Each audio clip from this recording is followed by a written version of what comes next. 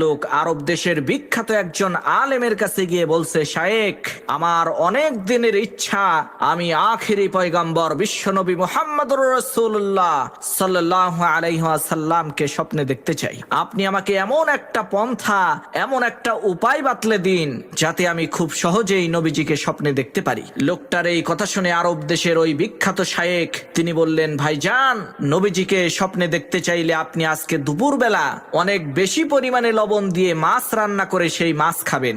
এরপর ঠিক একইভাবে রাতের বেলা অনেক বেশি পরিমাণে লবণ দিয়ে মাছ খাবেন, কিন্তু শর্ত হচ্ছে এই লবণ দিয়ে মাছ খাওয়ার পর আপনি কোনো পানি পান করতে পারবেন না। এই শর্তটা পালন করতে পারলেই ইনশাআল্লাহ আপনি নবীজিকে স্বপ্নে দেখতে পারবেন।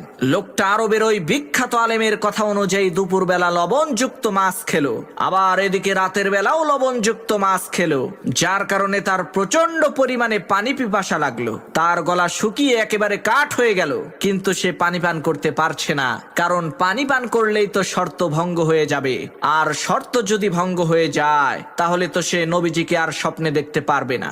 যাই হোক, অনেক কষ্টে পানির পিপাসা নিয়েই সেই লোকটা রাতের বেলায় বিছানায় ঘুমিয়ে গেল।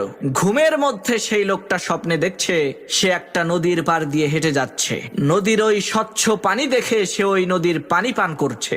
একটু পর আবার সে স্বপ্নে দেখলো আকাশ থেকে বৃষ্টি পড়ছে, সে ওই বৃষ্টির পানি পান করছে। একটু পর আবার সে স্বপ্নে দেখলো সে কল থেকে পানি পান করছে।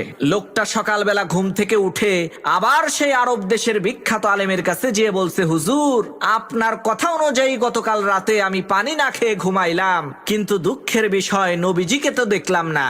সারা রাত ভরে দেখলাম আমি বিভিন্ন জায়গা থেকে পানি পান করছি। তখন সেই বিখ্যাত আলেম বললেন, ভাইজান, আপনি পানির পিপাসা নিয়ে ঘুমিয়ে যদি পানি পান করা দেখতে পারেন, তাহলে আল্লাহর নবীর ভালোবাসার পিপাসা নিয়ে ঘুমাইয়া দেখেন না, অবশ্যই আপনি নবীজিকে দেখতে পারবেন।